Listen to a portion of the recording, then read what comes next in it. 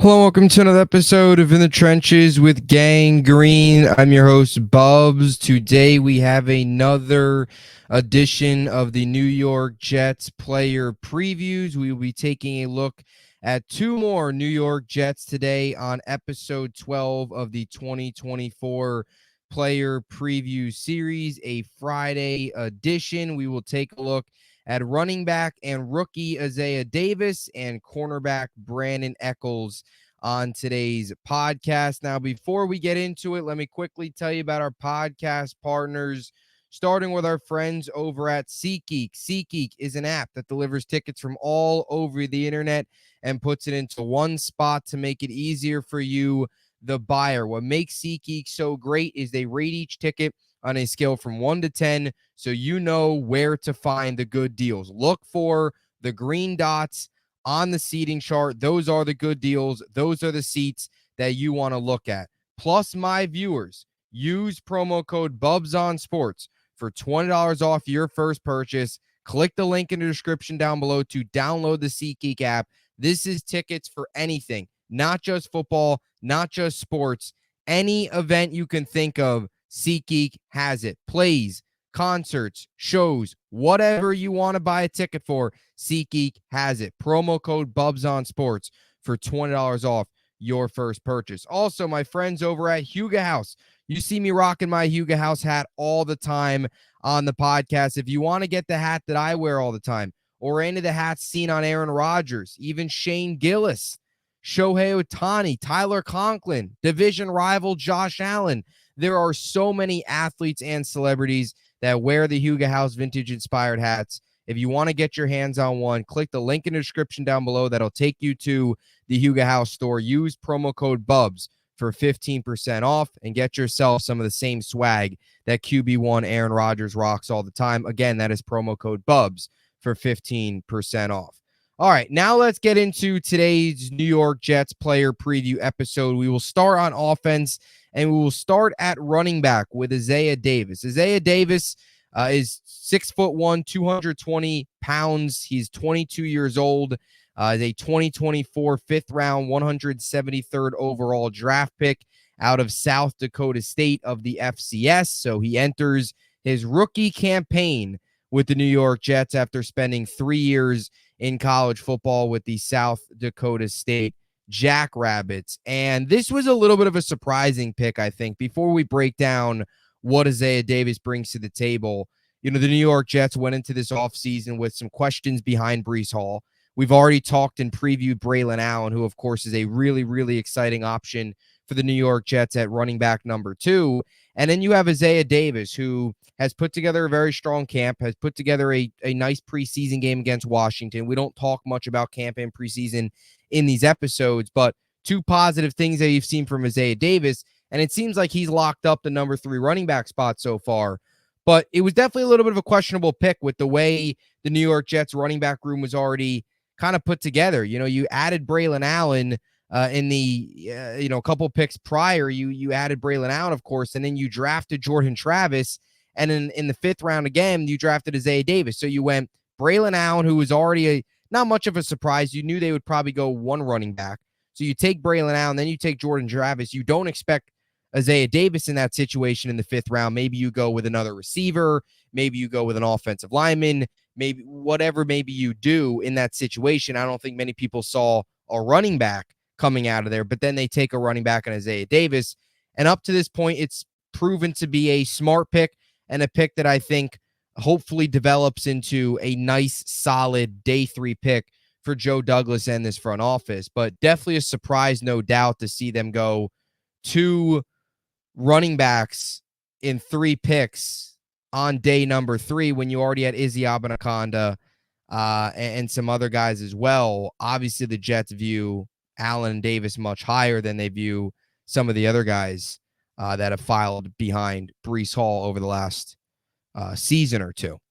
So Isaiah Davis is a very, very interesting piece to this team, and kind of interesting to see what his role will be this year. It seems like he will slot in as the 3rd running back, with Braylon Allen, of course, being the number 2 behind Breece Hall, who's your do-it-all all-pro back. But When you look at Davis, obviously was at the FCS, a little bit of lower competition, not at a big school, not at a Big Ten school like Braylon Allen, not coming out of one of those big programs. But you can't deny some of the numbers. You cannot deny what he was able to do at college from a statistical standpoint. Of course, the eye test, you watch some of his highlights, you watch some of the film, very, very impressive. But statistically, some of his numbers are just off the charts. And I don't care that it's FCS. I don't care that the competition isn't as strong as it is FBS wise, some of these Big Ten programs, all this other stuff. The numbers are still eye popping. We'll get them. Let's break right into them. So 2023, he had a PFF grade of 94.9. On top of that, he had 205 carries last year for 1,384 yards, which was a career high in his 3 years in college. He averaged 6.8 yards per carry, so just a tick under 7 yards per carry, which is absolutely crazy, and 15 touchdowns last year. Now you go back a year prior, 2022, 211 carries, 1,190 yards, 5.6 yards per carry, 13 touchdowns. So this was a guy that saw good, solid progress from year 1 to year 2. An uptick in yards, an uptick in yards per carry, and an uptick in touchdowns. And you look at his year 1 numbers, freshman year, 86 carries, 688 yards, 8 yards per carry, 7 touchdowns. So he consistently got better each of his 3 seasons. From year 1 to year 2, he hit the 1,000-yard mark in 2022, and he did again in 2023. So back-to-back 1,000-yard campaigns for South Dakota State. On top of that, his 2023 numbers, his rushing yards of 1,384 and his touchdowns 15, both led the FCS in 2023. So really was 100% the best running back coming out of the FCS, out of South Dakota State. Now, you look at his career rushing numbers. This is also including the 2021 numbers as well. 502 carries, 3,262 yards, 6.5 yards per carry, and 35 career touchdowns in 3 seasons, which is just absolutely crazy. A guy that is not afraid of finding the end zone. He also had 1 receiving touchdown in his career. So in total, reached the end zone 36 times in 3 seasons in college football. Again, whether Isaiah Davis pans out in the NFL, his college numbers are so fun and crazy to look at. And it's got to give you a little bit of excitement, even as a third running back, if you're a New York Jets fan. Now, you look at some of his receiving numbers, because so far in training camp, him and Braylon Allen have both come along as receiving backs, but also in college. Wasn't a huge back out of a backfield from a passing game standpoint, but did produce a little bit. In his 3 years in college, he had 42 career receptions, 349 yards, 8.3 yards per reception, and 1 touchdown. His first year in 2021 kind of skewed those numbers. He only had 1 reception for 8 yards. So you really can't, if you take away that year and you look at the last 2 years, around 20 receptions in each of those seasons, 145 yards in 2022, 196 in 2023. The numbers are a little skewed there based off of year number 1. Year 2, year 3, production got better. Production got a lot, definitely was an uptick in production, and definitely an under the radar in terms of pass catching ability. You look at the rushing stats, they blow you away. Passing stats, while not as impressive, definitely an ability of his that the Jets could potentially utilize entering 2024 and beyond with the rookie Isaiah Davis. Can also be a special teams threat as well, which is, I think, something the Jets will definitely look down. Was a special teams threat at South Dakota State, was utilized a little bit there. So that is certainly something to keep an eye on. Had some special teams reps with South Dakota State during his time there. And again, I will continue to say this, despite the lower competition, can't deny the numbers. It's impressive, and it's got to give you some excitement as he enters his rookie year. Now, in terms of his role with the Jets this season, I don't think you really can expect Isaiah Davis to go out there and be this huge piece, because he's the third running back. I think up to this point, Braylon Allen is the no doubt number 2. He has solidified. He is the number 2 running back. Breece Hall, of course, is your do-it-all number 1 back. Isaiah Davis kind of slots in as that number 3. So to try and put into perspective, while the Jets running back room last year behind Breece Hall was a train wreck, to try and put it into perspective from what the Jets had last year to now, Davis will kind of most likely, if everyone stays healthy, will fit into that third running back role. And that's sort of kind of the role that Michael Carter had last year with the New York Jets. Now, Cook was the number 2, Carter was the 3. Both of them ended up leaving the Jets, getting released before the season even ended. So those numbers, though, using that as an example is a little skewed. But when you look at the snap counts last year, Breece Hall played 61% of the snaps last season. You enter this year with Breece Hall, he might even play more. Breece Hall legitimately might play 65, 70+% of the snaps. That's how much he's going to be utilized. So you assume Breece Hall plays, let's say, 70% of the snaps. You look at how the snap count went last year. Cook played 18% of the snaps. Michael Carter played around 13% of the snaps, and Izzy played about 7% of the snaps. So you would be looking at Isaiah Davis this year in his role. Let's say Breece Hall plays 70% of the snaps. You would be looking at maybe Braylon Allen getting 20 and Davis getting maybe 10% of the snaps, which isn't a ton, but could be used in third down situations. If he's got the hot hand, you could see an uptick in snaps. I could see the Jets utilizing their backs behind Breece Hall in that way. If Davis goes out there when Allen and Hall are off the field and puts together a nice 6-7 yard run, gets the ball again and puts together another 5-yard run. If he's got the hot hand, I could see them giving him the ball a little bit more, which could cause the snap count to maybe fluctuate upwards a little bit. But other than that, he's your third running back, and that's kind of the way he's going to be utilized. But very explosive, very similar to Braylon Allen, not exactly size-wise, power-wise, but got a lot of good downhill running strength, which is what the New York Jets need behind Breece Hall. So I'm really excited to see what Isaiah Davis can do this year. It won't be a massive role, but I think this guy could get some red zone looks, could certainly potentially get some looks, maybe at times as a number 2. Allen's your primary number 2, but if Davis puts together a couple good runs and has a hot hand in the game, they kind of roll with the momentum. Davis could get more reps from that perspective, but you'd probably be looking at maybe 8 to 10% of the snaps share for Davis this season, in terms of those 3 backs. But he's an upgrade over 100% an upgrade over what the Jets had last year as your third running back in terms of Michael Carter, who was not the same player, and of course Izzy, who did not do much at all after Michael Carter was released. So Davis definitely an upgrade and definitely an exciting piece. All right, so that's Isaiah Davis, running back out of South Dakota State. We now move on here to Brandin Echols, and another depth piece here. 5'10", 179 pounds, 26 years old. He will be 27 in October. So entering his age 26-27 season, he was a 2021 6th-round pick, 200th overall by the New York Jets out of Kentucky. Has spent all 3 of his NFL seasons with the New York Jets, appearing in 41 career games. And Brandin Echols is not a household name. He is not a name that's going to get national recognition. He's not a name that many Jets fans even talk about. But he's a solid piece. He's a depth piece. He's a 4th corner. He's depth behind one of the best cornerback rooms, not one of the, actually the best cornerback room in the NFL, behind Sauce Gardner, DJ Reed, and Michael Carter II. So it's not too much of a surprise that Brandin Echols' name does not get tossed around too much.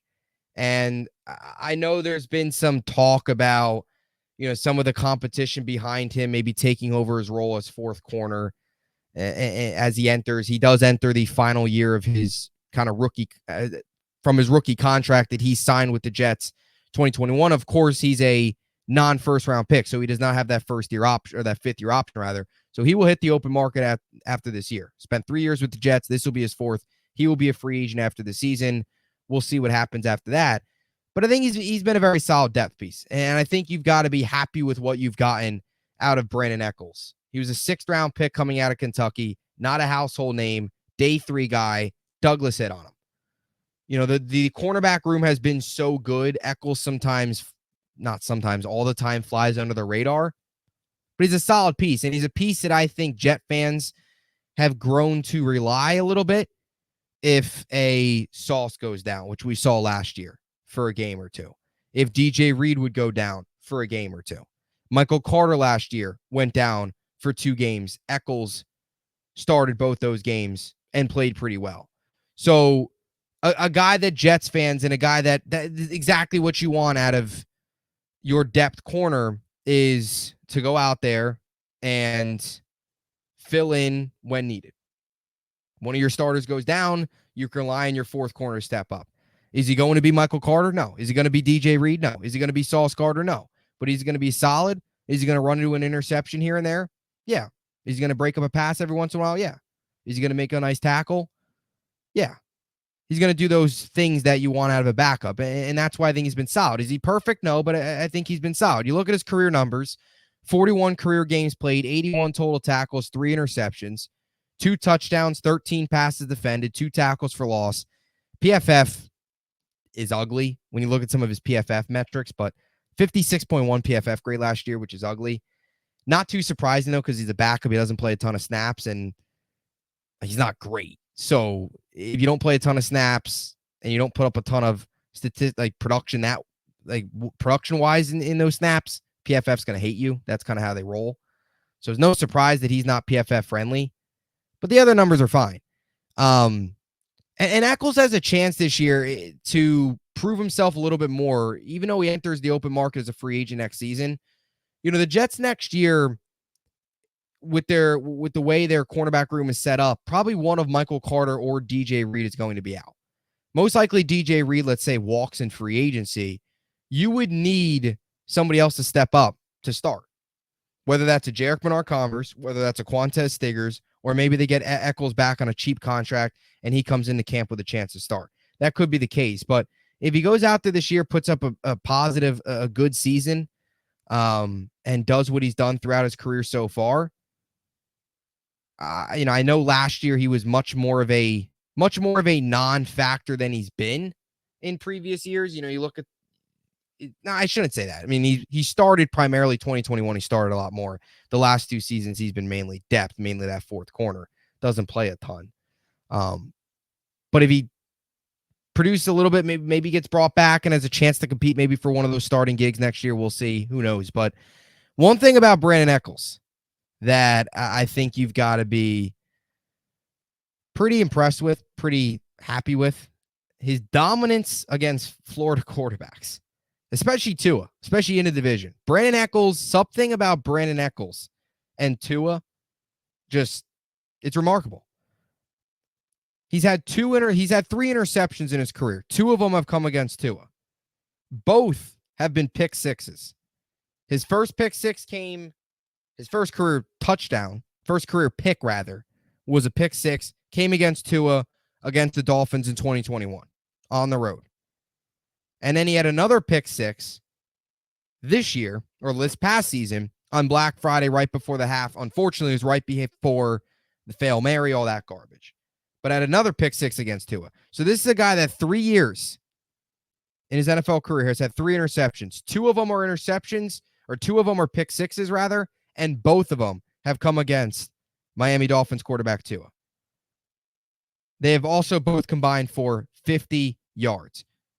So first one was 20 yards. Last year's was 30 yards, 50 yards combined. He has 3 picks in his career. The other came against Tom Brady when he was with the Bucs in 2021, had a pick that went for 30 yards. And if you remember after the game, he asked Brady to sign the ball he picked. So he picked off. So it's kind of funny stats there, but Brandin Echols kind of owns Tua, if we're being honest here. 3 interceptions in his career, 2 of them come against Tua, and 2 of them have been pick sixes. So when Brandin Echols picks the ball off, he's usually pretty dangerous with the ball in his hands. 3 interceptions in his career, 80 yards after those 3 interceptions. 2 of them, he reached the end zone. So a guy that when he picks it off is not afraid to find the end zone and make his way downfield. But Definitely interesting. And like I said, last season, I thought he did fine stepping in for Michael Carter when he missed those 2 games, one of which, of course, was that Black Friday game where he picked off Tua for the second time in his career in his 3 seasons. So Brandin Echols, solid depth piece, fourth corner, 41 career games played, enters the final year of his rookie contract. It'll be interesting to see what his future is with the Jets. If this is it for him, if they would bring him back on a cheap contract next year, if they do lose out on, let's say, a DJ Reed in free agency and have him, Stiggers, Jarek Bernard-Converts, those 3 guys kind of compete for a starting gig. But of course, his performance this year will be pretty heavily related on what the future looks like for him. So that is Brandin Echols and Isaiah Davis. Let me know what you think in the comments section down below on both of those players, your expectations for Isaiah Davis entering his rookie season and Brandin Echols as he enters his final year of his contract in year number 4. That'll do it for the episode of In the Trenches with Gang Green and for the 12th edition of the New York Jets player previews. As always, stay tuned. And until next time, Jets, Jets.